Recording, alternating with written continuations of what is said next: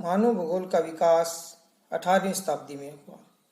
18वीं शताब्दी में इसे विषय के रूप में मान्यता दिलाने का प्रयास फ्रेडरिक रेंटजेल ने किया था।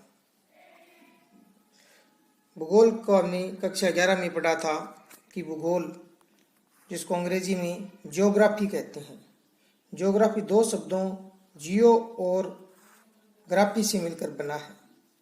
जियो का मतलब पृथ्वी और ग्राफी का मतलब होता है वर्णन करना, अर्थात पृथ्वी या धरातल का वर्णन करने वाला जो शास्त्र है, विज्ञान है, उसे भूगोल कहा जाता है।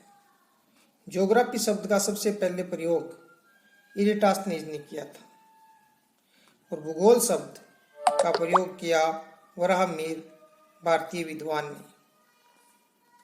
रेंटजेल, फ्रेडरिक रेंटजेल, जिनको आधुनिक मानव भूगोल के पिता की उपाधि दी गई है, इन्होंने एक बुक लिखी, इसका नाम था एंथ्रोपोजियोग्राफी, जिसमें उन्होंने मानव भूगोल के बारे में विस्तृत वर्णन किया है। अब हम मानव भूगोल की परिभाषाएं।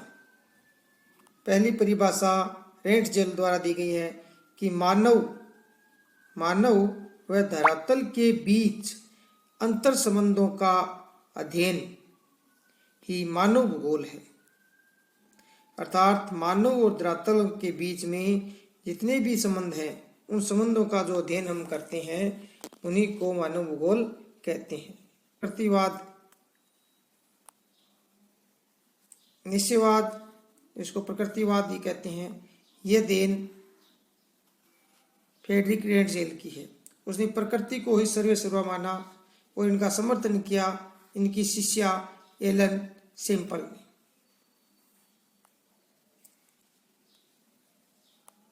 कहा कि अस्थिर पृथ्वी व चंचल मानव के बीच परिवर्तनशील संबंधों का अध्ययन ही मानव भूगोल है। उनके अनुसार, एलन सेम्पल के अनुसार, मानव भूगोल अस्थिर पृथ्वी व चंचल मानव के बीच परिवर्तनशील संबंधों का अध्ययन है।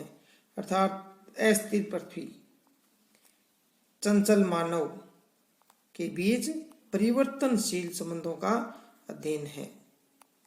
कुछ किताबों में अस्थिर की जगह अस्थायी लिखा है, जो कि गलत है। सही अस्थिर होगा। अस्थिर पृथ्वी व चंचल मानव, अर्थात पृथ्वी स्थिर नहीं है, घूमती रहती है। इसी तरह से मानव का स्वभाव भी स्थिर नहीं है, वह चंचल है, बदलता रहता है, और उनके बीच जो संबंध है वह भी परिवर्तनशील है। अर्थात पृथ्वी और मानव के बीच जो परिवर्तनशील संबंधों का अध्ययन है, वही मानव भूगोल है। विडाल डी ब्लास, ये संभववादी विचारधारा के प्रवर्तक थे।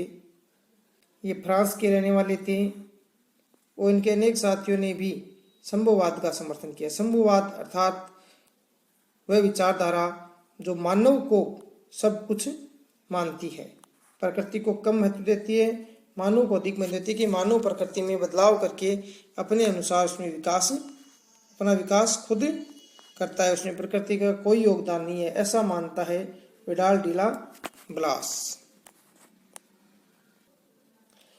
विडाल डी ब्लास की परिभाषा, उन्होंने मानव भूगोल की जो परिभाषा दी वह इस तरह से है। मानव भूगोल हमारी पृथ्वी को नियंत्रित करने वाले भौतिक नियमों तथा इस पर रहने वाले जीवों के मध्य संबंधों का अधिक संश्लेषित ज्ञान से उत्पन्न संकल्पना है। यानी ये संश्लेषित ज्ञान से उत्पन्न संकल्पना मानता है मानव भूगोल को। अगली परिभाषा है डिकेन एवं पिट की। अगली परिभाषा डिकेन एवं पिट की है। डिकेन एवं पिट के अनुसार मानव भूगोल में मानव एवं उनके कार्यों को शामिल किया जाता है। मानव भूगोल में मानव एवं उनके कार्यों को शामिल किया जाता है। यह परिभाषा है डिकेन एवं पिट्स की। मानव भूगोल की प्रकृति। मानव भूगोल भौतिक पर्यावरण तथा मानव जनित सामाजिक सांस्कृतिक पर्यावरण के अंतर संबंधों का अध्ययन उनकी पारस्परिक अन्योन्य क्रिया के द्वारा करता है।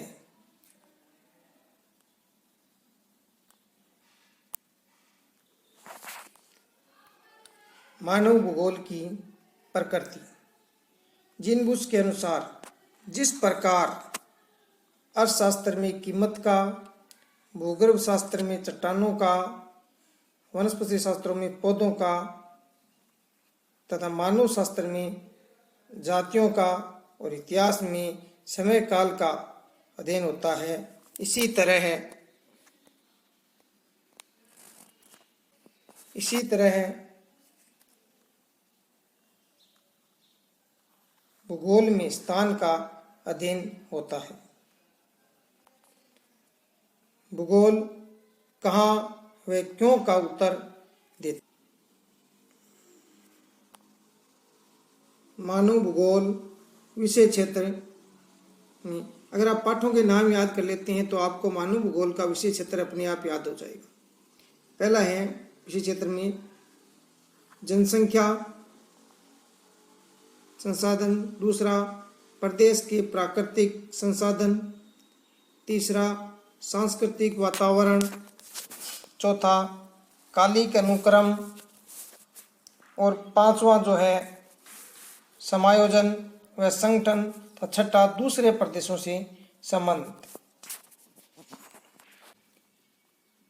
हंटिंगटन ने मानव भूगोल अध्ययन क्षेत्र को 2 वर्गों में बांटा है, भौतिक दशाएं एवं मानवीय अनुक्रियाएं। मानव भूगोल के अध्ययन को एक चार्ट के रूप में भी दर्शाया जा सकता है। इस चार्ट में देखो जनसंख्या या जनता, प्राकृतिक वातावरण, प्रदेश के प्राकृतिक संसाधन, समायोजन एवं प्रादेशिक संगठन, क्रमिक अनुक्रम और दूसरे प्रदेशों से संबंध, ये 6 चार्ट में दिखाया गया है। ऐसा प्रश्न पूछा जाता है कि मानव भूगोल के क्षेत्रों को चार्ट में दर्शाइए, तब आपको इस तरह का चार्ट बनाना पड़ेगा।